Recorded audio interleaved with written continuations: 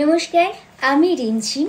প্রত্যেক ভারতবাসীকে এবং সঙ্গে আমার ইউটিউবের সকল বন্ধুকে জানাই ৭৪তম প্রজাতন্ত্র দিবসের অনেক শুভেচ্ছা। Happy Republic day.